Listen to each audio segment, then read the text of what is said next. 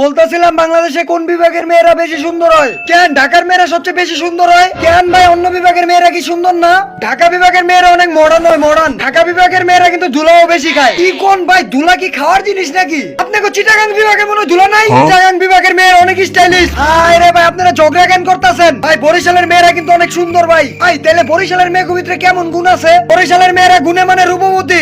ভাই বরিশালের মেয়েকে পাল্লায় পড়েন না ভাই। কেন ভাই বরিশালের মেয়েরা তো অনেক সুন্দর ভাই। বরিশাল বিভাগের মেয়েরা সব ছেকা দিয়া জায়গা ভাই। হ্যাঁ হ্যাঁ ভাই কোন কি ভাই ছেকা দিয়া জায়গা? ও ভাই আপনার জীবন সরকার করে দিব। আপনাকে রাজশাহী বিভাগের মেয়েগুলো মনে হয় অনেক ভালো। রাজশাহী বিভাগের মেয়েরা অনেক পরিষ্কার। ভাই রাজশাহী বিভাগের কি পরিষ্কার ছাড়া কোনো কথা নাই? ও ভাই এরা খালি পরিষ্কার পরিষ্কার করে ভাই। ভাই সিলেট বিভাগের মেয়েগুলো কিন্তু এক একটা পরি, আর খুলনা বিভাগের মেয়েগুলো এক একটা বাঘ। ভাই মেয়েরা বাঘ মানে ভাই আঙ্গ বিভাগে সুন্দরবন আছে, আপনি জানেন না?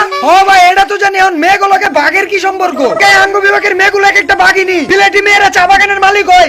আরে ভাই আমি কইছি কোন বিভাগের মেয়েরা সুন্দর হয়? ভাই রংপুরের মেয়েরা কিন্তু অনেক সহজ সরল। আর ভাই ময়মনসিংহের মেয়েরা কিন্তু মেকআপ করে না। আচ্ছা এখন কোন সুন্দর কোন বিভাগের মেয়ে? ময়মনসিংহের মেয়েরা মেকআপ ছাড়া সুন্দরী হয় ভাই। রংপুর বিভাগের মেয়েরা জীবন আপনারা শেখা দিয়ে যাবো না ভাই। তাইলে কি ভাই রংপুর বিভাগের মেয়েরা ওয়াইফ ম্যাটেরিয়াল? ভাই ঢাকার মেয়েরা ওয়াইফ ম্যাটেরিয়াল হয়।